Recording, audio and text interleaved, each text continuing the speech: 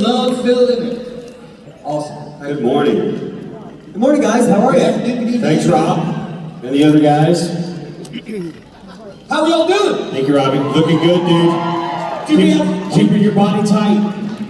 Keep it tight. Did we have fun at karaoke?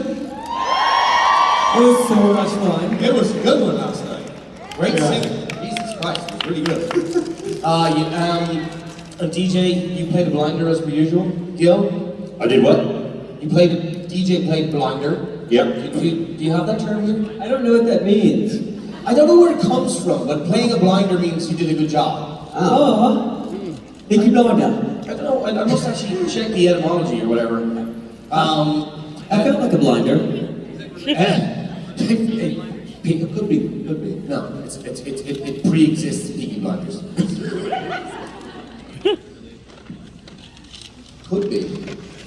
Well, let's Fascinating. discuss that later. We're off to a great start. Did you guys have fun last night? It was a whirlwind. It was a whirlwind. Were you there? I was here, yeah. I remember the tree. Where's there a tree? I think the tree is pregnant. That tree. Yeah. You okay? Don't hide. I'll see you later. Holy moly. Christmas is coming. Yes. I'm so excited. It's my first Christmas with kids. Oh, it's a beautiful thing. It's gonna be fun, even if they don't know what they're doing. I'm gonna dress them up and shit, so it's gonna be fun. So, speaking of Christmas, I got some Christmas CDs I'd like to get rid of. If anybody doesn't have one, I'll have them at my autos later. If you don't have a CD player anymore, they make great coasters. Stocking stuffers. I haven't had a CD player in like 10 years. Yeah, shut up, dude. Some people do. I still have one. Just for my CD. So we got some questions. You guys want to take? Let's do exactly that. Let's take some questions. All right. Okay, let's start over here on the left. My left, your stage left. Hi, thank you. How are you? I'm great. What's your name? Ava. Hi, Ava. Hi, Ava. So my question has two parts. So you know that there was the original ending with the Roadhouse party, and I was wondering if Garth was able to go to heaven because monsters previously went to purgatory, so I don't know if monsters are now in heaven. And then I was also thinking about how awkward that would be for Ketch to be with Mary and John and Nick and all the people he killed, so is it kind of like a form of hell for him? No, because that's what redemption is. I literally got my heart ripped out of my chest and I grew a new one in heaven. That wasn't black. I was gifted a new, I said the word friends for the first time in my life, with love in my heart, and then my heart got ripped out of my chest. But yeah, I don't think it'd be awkward. Plus, it's heaven's polyamorous, so it's all good. We're fine. I think Garth has to go to purgatory, right? I mean, no, they changed it? No, I think he does. I think him and Bess cut down some of those trees and opened up a bed and breakfast. In the original lore, yes, but possibly Jack fixed it so that they could go to heaven. Is that what everybody took from that? Well, we don't know. And See, I did not take that from that because I knew the rules. I was very upset when I became a werewolf. And then I found out that I had to go to purgatory. But purgatory was kind of beautiful. I think it's like North Vancouver.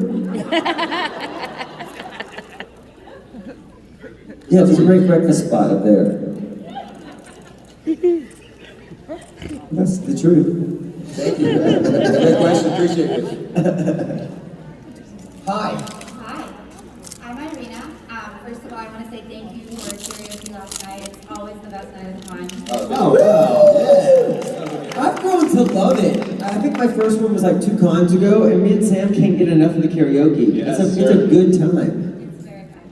So yesterday I felt like Adam and David got a lot of questions and Gil didn't. So It's fine. I'm not mad. It's cool. We had to hear about it all fucking night. I asked him a lot of questions last It night. just makes my job easier. Anyway. I would like to ask a question for Adam and David, but have Gil answer it. Oh. Okay. So, as you know, Henry Winchester is a man of letters, Yeah. and Nathan Ketch are a British man of letters. So I would like for you to tell us how you think it would go with you, both of them meeting Henry and how they'd react to him. Yeah. How would it go? Yeah. Oh, this is for me. I haven't seen the show. I bet you there's a fan fiction about it. Yeah. No, I mean, I've seen it so many times now. It's I don't know. I think I'd be disappointed. Why? Well, because It's shorter in real life. I hear you guys are up to no good. Hey, good answer. Yeah, go on. Yes, No. Yes, and. Yeah, definitely. Look, I mean, they're both great guys. I never even got to see the bunker, first of all, so that's one thing I'm a little disappointed about. I really have no idea. I don't know what I would think of these two, but Well, I it think sounds like they're unsavory gentlemen. Well, I don't think Mick was. I think No? he was presumed unsavory at the beginning, but then when people got to know him, they grew to like him. Yeah. But you know, being men of letters, I suppose we would have we would be kindred spirits in some way. Yes. It's a high responsibility. Plus, your doctrine, your methodology was still pretty on the nose, is right? Tell us what? Let's make all the questions for Gil. It's been so long, you guys. It's been so long. Hey, I have a better question. Yeah. Why don't you answer how you think that would go? Yes, please. And your- Educate me. Educate him. I need it. I also haven't seen the show. Are you joking? That is Thank you. Love you. that is awesome. Well played, man. I wish if this was the world crappiest game show, I would give you a consolation prize. That was so good. Bust our balls all day long. This is awesome. Keep going, guys. Good afternoon, good evening, and good night. Hi. First of all, DJ, you are so good as Garth. Oh, thank you so much. They wrote him so well.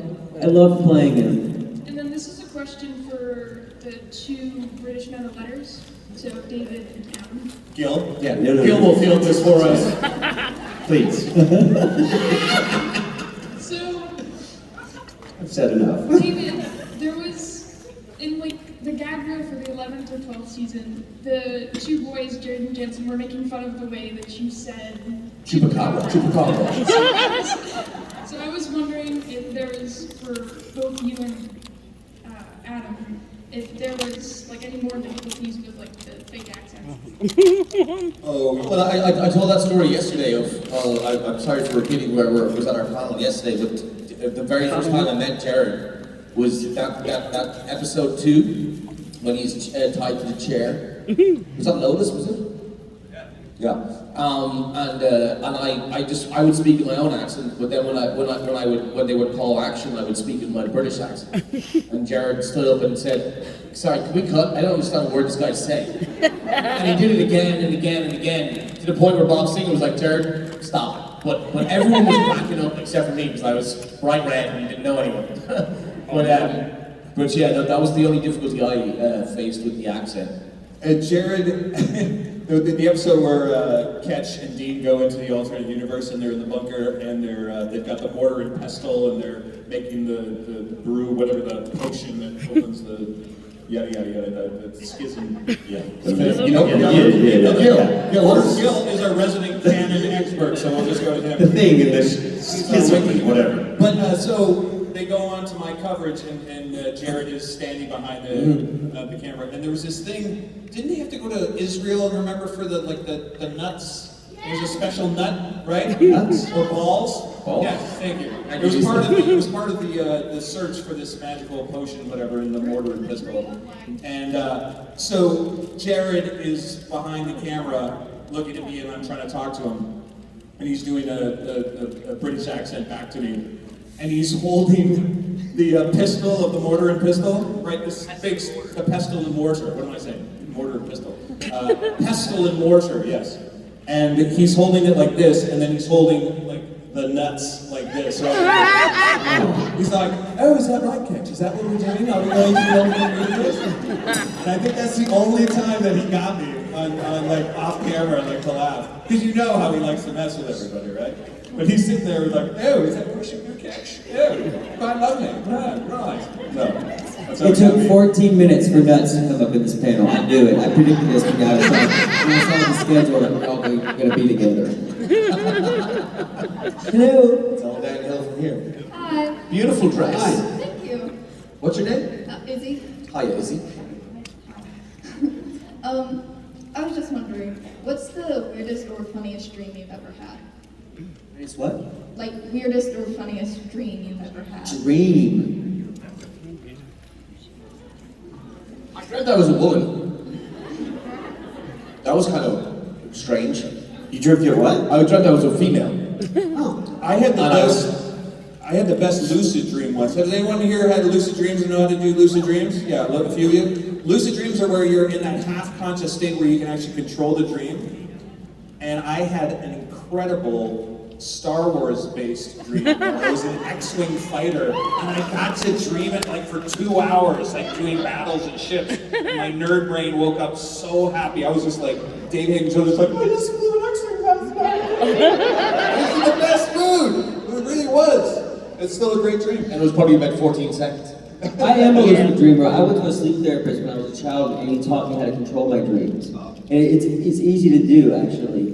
Yeah, Really? Yeah. When you're in a dangerous spot, or things are going sideways in your dream, there are ways to control it.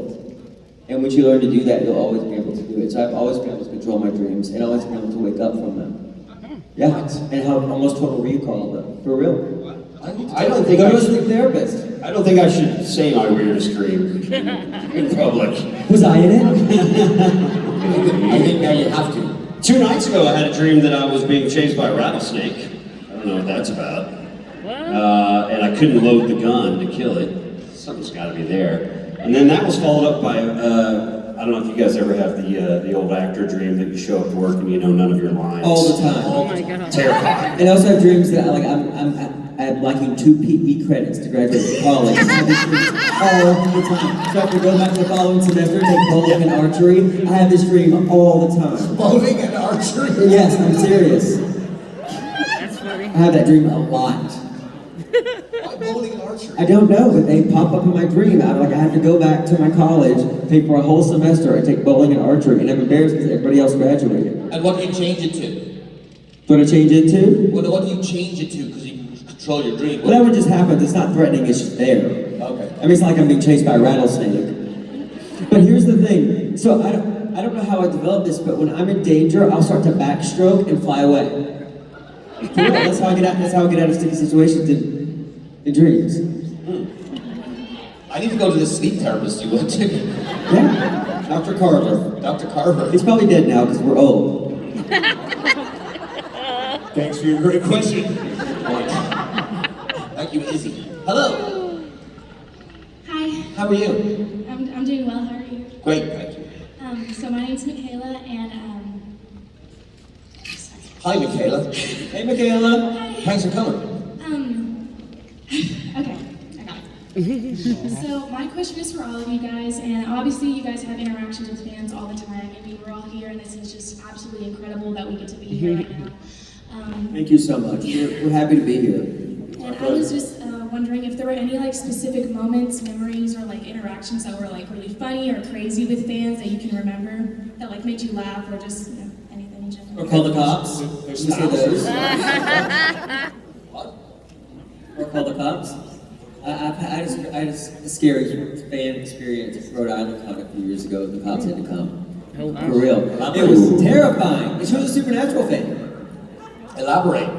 So, okay, so I'm signing autographs at Rhode Island Con, and a lady comes up, and tries to give me her grandfather's, like, 1920s 18-karat gold pocket watch. Oh, crap. For real. And I'm like, I can't take this. And she said, and I quote, if you don't take it, I'll throw it in the trash. So I'm like, okay, fine, right? Unstable. Here, thank you so much. And so then we get back to the hotel, and she's there, and I'm not staying near the venue. And so the next day she comes, and every time, like, the line is long because popular. But anyway, so she was standing right here, and every time somebody would walk away, she would stand right there and start talking to me. So security were like, I'm sorry, you can't do this. There's like a bunch of people waiting. And so she's fine. So then she goes over to the thing and starts staring at me, and then she starts yelling at me, and then starts threatening me, and then she's like, I want my pocket watch back. And so I'm like, go upstairs. I never put it in my bag. So they got it, and then, so they put up a picture, and the next day, even though security had her picture, she came up to my table and starts freaking out on me. I embarrassed her, right? So then, I didn't fly out. I took a train to New York, so I didn't fly back to Los Angeles. So the cops came, waited with me on the platform, upgraded me to first class to the conductor who watched me.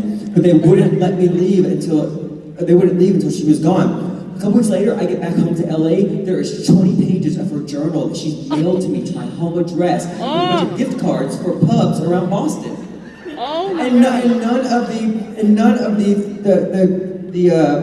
the pages were about me. There's about her life and like, you know, I bought some eggs and like that kind of stuff. Like it was nothing about me. It was so crazy. So then I had to call the cops.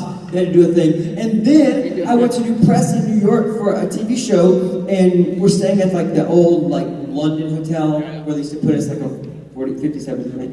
And so in the middle of the night, I get a call from the house phone that says that I need to come down because my credit card was declined and they're going to chuck me out. And so I put on my bathrobe and I go downstairs and I'm like, in the elevator, I'm like, I don't think I put a credit card down because they paid for this. And I get down, open the doors, and she's there with a teddy bear. She's a teddy bear. She had gotten there. This is the residence part. There's a man sitting right over there around the corner. She had gotten around this man. I was sitting there just literally like this. How did she know what fucking room you were in? I don't know. And now she's gonna see this, so he's gonna get more I'm shit. my Facebook where I lost the moment of my day. No, I had no idea how this happened. She got my home address. She was at the hotel. She knew to call the home phone. And so like I started yelling, and then the man who let her by came around and took her away. That's the last time I saw her. So it's anticlimactic. I'm still alive. What's her name? I don't know. I think she's over here. She's this tall. She's this tall and has wavy red hair. Don't know her?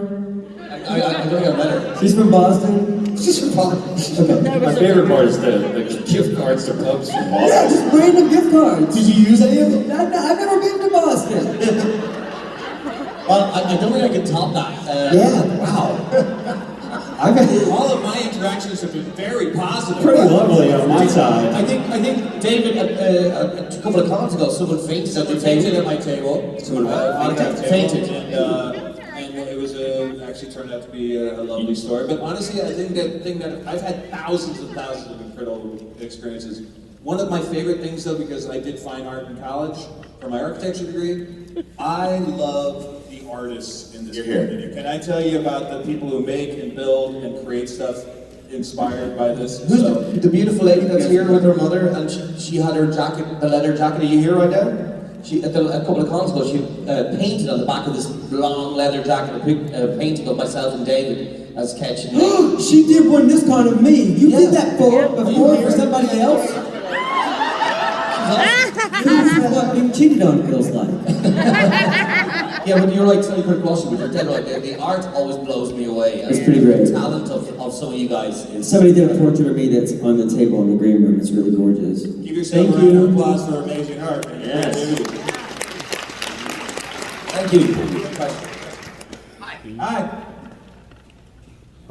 Hi, my name is Mahela. This is my first con.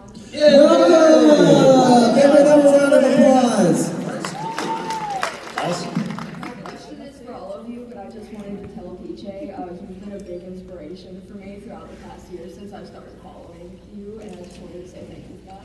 But, Thank you. My question is, what was the hardest scene or episode for you guys to film in Supernatural? Like, because you couldn't stay serious, or because like, it was emotional, or What was the hardest thing to film?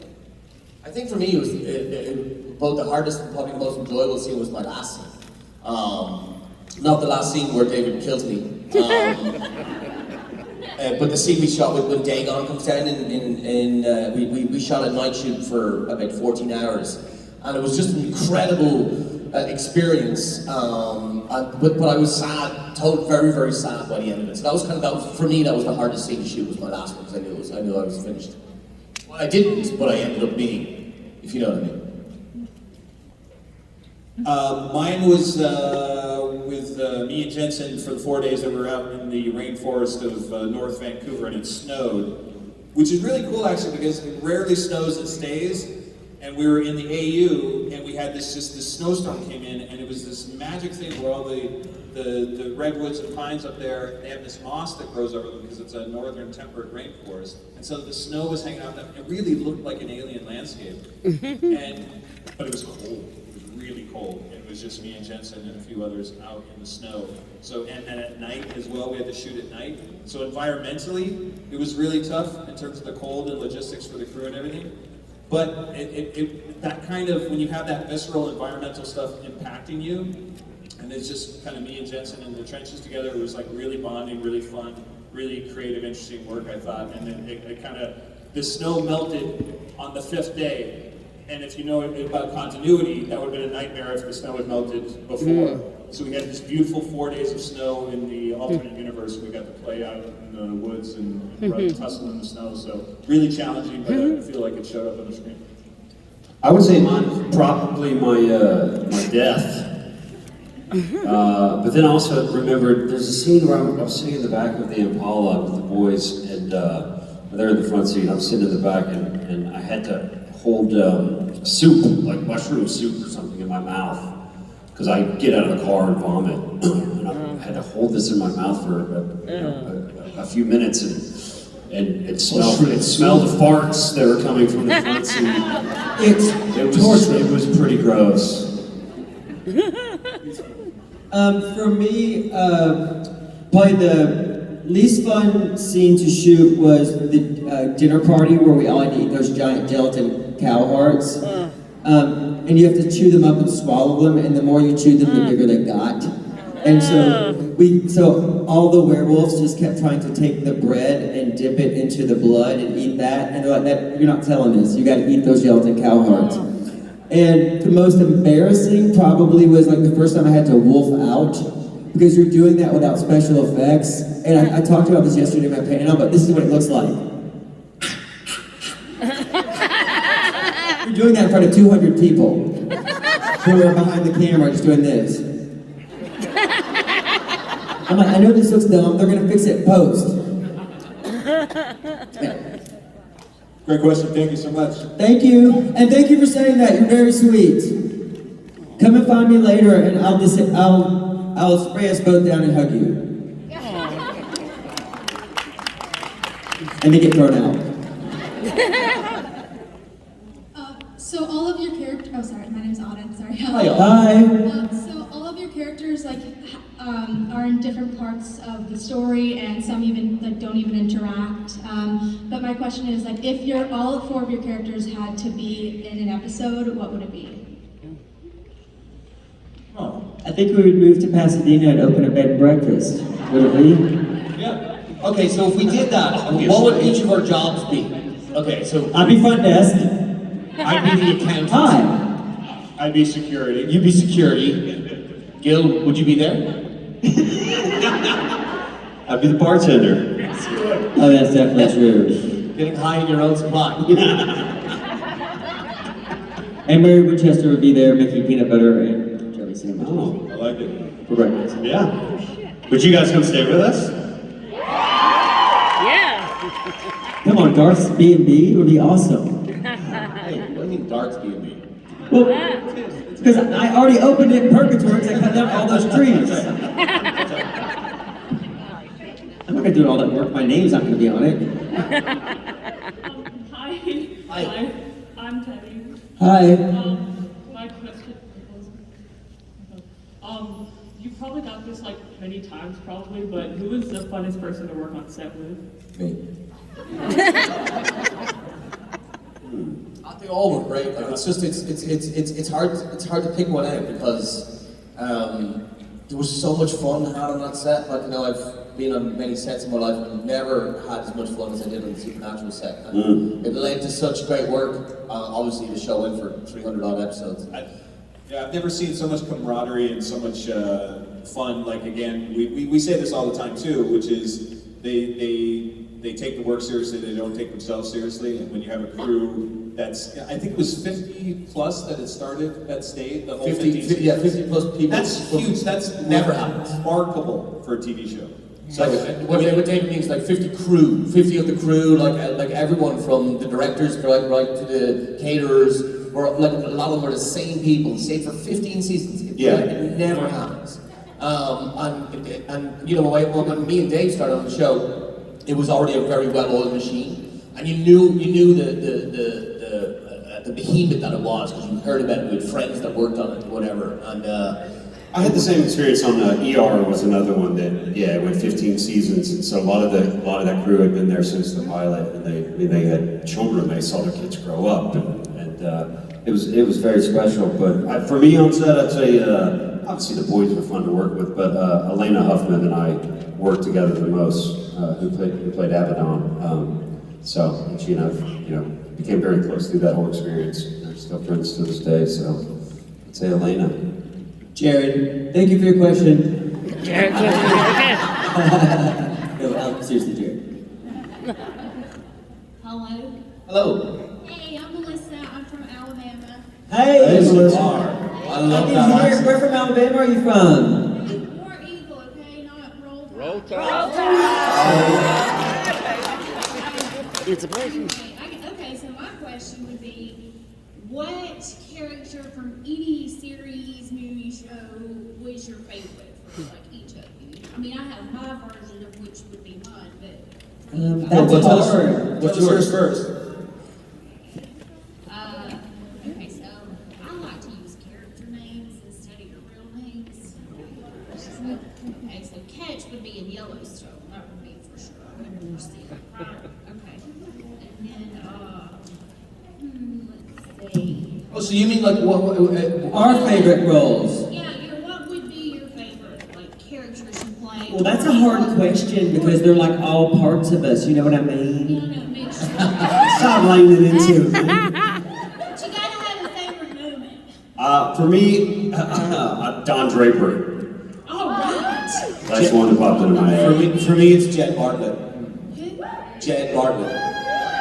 Martin Sheen in The West Wing. I just love him. I don't know what that meant. He's the president of America. Wait, what characters have we played that we like? No. Just characters in TV shows that we liked. Oh, that we like. Is that right? Yeah, like your Oh, that's hard. Your favorite and or what you would want to do. Which one you would want, who you would want to be. I want to be on Survivor or The Amazing Race. Does that count? Yeah, I mean, I really want to be on The Amazing Race. And on a British show called Bargain Hunt. They get two sets of people, 300 pounds, and then an hour in a flea market with a specialist. And then you have to buy 3 objects, and then you put them at auction, and you can win sometimes as much as 50 pounds profit. I want to be on that show so badly that I've actually written them. I passed by a thrift store in Nashville called Bargain Hunt, took a photo of it. I'm going to tweet it when I leave here. I'm going to be on Bargain Hunt. Do you understand? DJ, do you know Supermarket Sweep?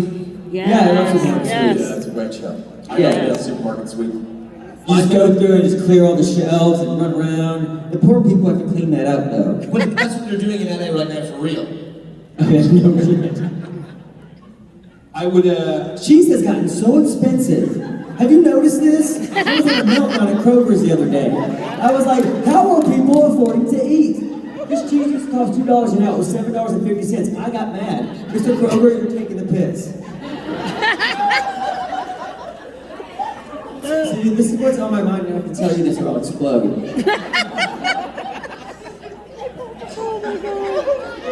anything else? DJ? What are we talking about? Ask Gil. Like a cat that's woke up from a nap. Hi. Hi guys. I just wanted to ask Adam if he was serious about Fucking race. Jesus. Not today, Josephine. As the famous Napoleon said, not tonight, Josephine. Do you want to have another race? Okay, that's it. Well, shouldn't we include David this time? Gil? No, David. I threw my hip out last night in the emergency alert. What are y'all doing? I missed it. They're just racing. Are y'all doing a foot race? Yep. DJ, when you go ready, set your marks, get set, go. Oh yeah. After I finish my answer. Okay. On your marks, get set, go!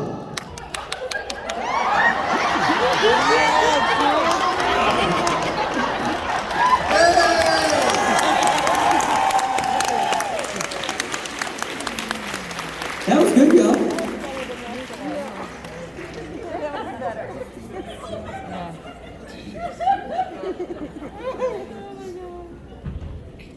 Is this a thing with you racing people backwards? It is now. I love it. I think you in every panel. Oh, Jesus Christ.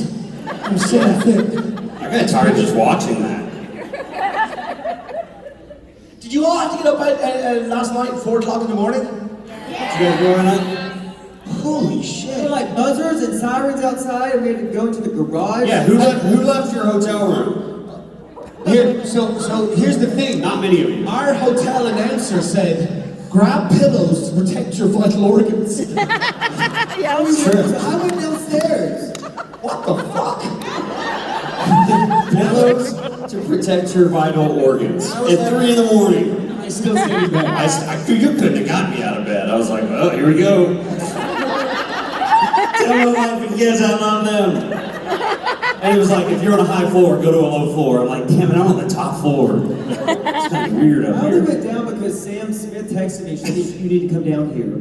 And I'm like, I'm at the window watching for tornado signs and looking for exploding. I was in a tornado here in '97. So I'm like, I'm looking for exploding transformers. I'm monitoring a tree outside. Like, I felt I'm really monitoring a safe. tree. And then she was like, you need to come down here. So like, I get down there, everybody's in bathrobes, and I'm dressed, I change my clothes, I have several pairs of socks and underwear in my bag. He brushed his teeth, he washed his face, he put on a fresh I outfit. was before I went down, because I was like, y'all are dumb being in bathrooms down here, because I guess you don't understand what tornadoes, they take windows out.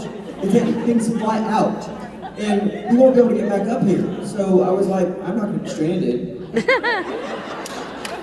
last night's dinner, I went to eat. I was just lying there saying I'm already holding my vital organs. So I was like, You're like way ahead of you, guy. I'm covered. Yeah. I'm good. Have a phone, my vital organ, we're good. Well, there's more over here. We'll come back. Hi. Hi, is that Lisa? Hi, Lisa. Hi. Actors have to have special skills for jobs sometimes. For everybody, do you have a special skill if you're on set with one of the co-stars that they didn't have? Could you teach them something? I know how to grade diamonds. Wow. I do. I took a class grading diamonds one year, but I wasn't working very much. Okay. Wow. That's So how would you teach us how to grade diamonds? Well, I have when you take a diamond grading class, they give you a bunch of CZs that show you the different colors of them. Yeah, and then I'll show you how to operate a loop. You all should learn how to grade diamonds and go to pawn shops because they deal in quantity, not quality. Oh. I'm just saying. So that's what I did. That's what I do in my spare time. But as far as special skills at work, I can ride a horse. Can y'all ride a horse? I can ride a horse. I grew up riding horses. I could ride a horse. It's been a while. I could be much better. I'd like to get my Fire guns, drive fast. Yeah? My precision driving. I can't back up. I'm not a good backer ever. Can you do it? Can you do a parallel park? No, in the South, we don't have to learn that. Really? No, they take you on like a 4-lane highway. You turn left, you come back, and you park. There's no parallel parking. There is no parallel parking where I'm from. I'm from Manchester, Tennessee. There's no parallel parking. We have valet. No, but here's the thing. The embarrassing part is when I'm actually in parallel parking, the amount of times I've done this, and it's been like this. Oh, screw it. I'm gonna leave it there. Yeah. Just leaving it there. It's embarrassing. It's like standing at a urinal when you're trying to pee and you can't. So that's the point you just have to leave. Or one of the small urinals, you know, the little baby ones, it's the only one left because it's for the kids that come in, you gotta squat. Yeah, and here's the thing, if you don't squat, you'll get your knees. You'll splash your knees, yeah. Don't get your knees splashed, y'all. So, Lisa, that was the kind of answer you were looking for, right? What are we talking about? I don't know. I suppose you could teach. You could teach. I suppose mine would have something to do with music, reading music, singing. I could help someone in that area, I suppose. Help me. No, you're a lost cause. Thanks, Lee. Great question. Hi. Hey guys, my name is Sam. Ironically, I'm dressed as Cass. So. Oh. But you guys are all so great. You're so funny. I love you guys on the show. My question is actually for DJ though. So, my question is, did you like playing Garth better as a hunter or better as a werewolf? Which was more fun and which did you prefer? Well, I think yesterday, who was in my panel yesterday? Okay, so I'd like to say this again. This is not new information. But I wanted them to try to kill Bess. Because the only way I liked being a hunter so much, and I knew he would never leave her, but they didn't like that. They thought it was cruel to kill Bess. And ultimately they were right, but I was so upset when they made me a werewolf, so upset. Because I knew that Sam and Dean would have to kill me. Especially Dean, he was gonna have to come kill me. But so I thought they were writing me off the show. And so I was very upset. But, I mean, I kind of did get to hunt in the last episode. So that was kind of a beautiful send-off they gave the character, but I was upset. I was like, you've trapped me, Dean's gonna have to kill me, I have to eat these gelatin hearts. I never wore a hunter coat again, and I loved wearing that coat because there was a hole in the bottom that would feed you things that you couldn't do. Like, you pull a knife that big out of it, and I never got to do that again, instead I wore cardigans for the rest of the show. Well, I'm glad they didn't kill you though. Me too! I've actually only died one time on screen. I got my head cut off by a chain in Fargo. But I've never died. If Garth had died, or if they killed him off camera, I would have been so upset. I would have written letters and all of your names to the producers. It's so funny It would because take me 3 years. just the other day, I was watching Criminal Minds, and the first episode, you're the killer, and I was like, wait a minute, Garth? I was like, wait. And I killed the head Nazi's wife from Man in the High Castle. That was actually her first acting job. So I put an ad on Craigslist and told her, asked her if she wanted to buy a car. Then I lured her to drive the car, and then I snatched her and put her in a box. Thank you so much. Thank you. Hi. Hello. Anna. Hi, Anna. Anna, that's my sister's name. Cool. Fuck you, DJ. That's what Anna does too. The first thing I want to say I want to direct towards DJ. So one of my friends, I didn't know if, and I kind of still don't know if this is true, but she said that you came out, and that kind of helped me come out to my family. I did come out. Here, I want to come down there because I want to hear exactly what you're saying. Just talk a little soft. And actually, I don't know how to get back up there. So tell me, babe. I had heard that you had come out, and it kind of helped. Did come out. It helped me get the courage to come out to my family. Do you know what? I'm here to talk to you today. So if you want to come up and talk to me privately, I would totally. The first thing about it, I just want to make sure that you're safe, and whatever choice you make, that you'll be safe to do that. And I would love to spend some time with you and talk to you about it. But thank you so much, because coming out really has changed my life. And here's the thing: everybody who knew me. See, if you ever saw me trying to catch a ball, I know, it's a bad joke. But I've been out to my friends and family for years. But just the fact is, I realized the reason why I had to do it is because the reason I lied to myself that the reason why I didn't do it was because I was a private person. I said if I had a wife and 2 kids, I also wouldn't expose that publicly. But then I realized the reason why I didn't do it is because I was subconsciously ashamed of it.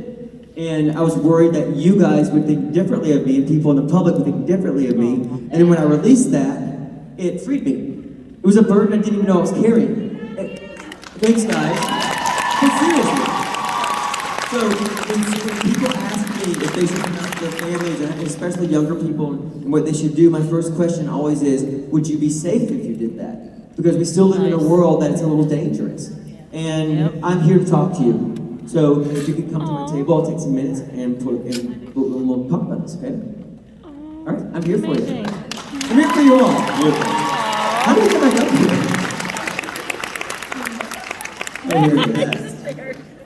The second thing I want to say is that like there's a lot of mythology like themes like with Christianity and different kind of like religions throughout the ages, and I kind of want to know what like those like learning about what those things kind of meant to you, like for you and playing the characters in the show.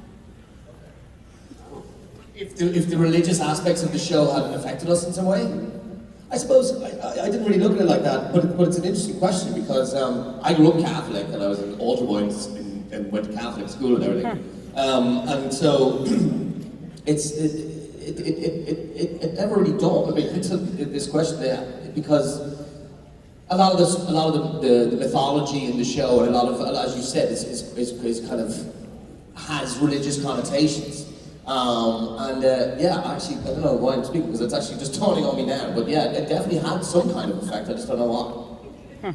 I grew up a heathen, so we didn't. So my parents didn't go to church, so I was sort of, even though I grew up in the Bible Belt, I was sort of spared from the dogma of like, you know what I mean. So Thank you. Okay. And I don't really feel that any sort of religious. Well, like I suppose just what I'm trying to say is like the devil, the Lucifer aspect. Oh, that's right. And That's a religious thing, you know, and how you get to heaven and how you get to go. It's like it's on its head in the show, and it's like I actually never really thought about it, but it must have had some kind of effect. And like because if DJ does, he grew up a heathen and I grew up a Catholic, so our perspectives would have been different coming into the show for sure. With that in mind.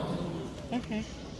Yeah. Great question. And here's that. Great question. Yeah, very interesting, very thoughtful. Great question. Well, let's get one more. We have one more over here. One more. Let's do one more. Rob's all day. Rob's all day. Hi, my name is Sandy. I'm from Knoxville. Hi, Hey, go Bulls! Rocket Top. That's right. It is Rocket Top. Rocket Top. I want to first thank all of you as a mom for being so inclusive to everybody in your fandom. We love everybody. We really do. It makes me so proud and happy for what all of you do. You do a lot for everybody, and it means a lot. So as a mom, thank you so much. Thank you. Thank you. I guess my question, since God has entered the stage, for DJ, I always believed that you were going to be God because you're the most innocent and sweet character who ever has been in TV or movies. So if you could have been God, how would you have ended the story? They wouldn't let me be God because of what I do off camera.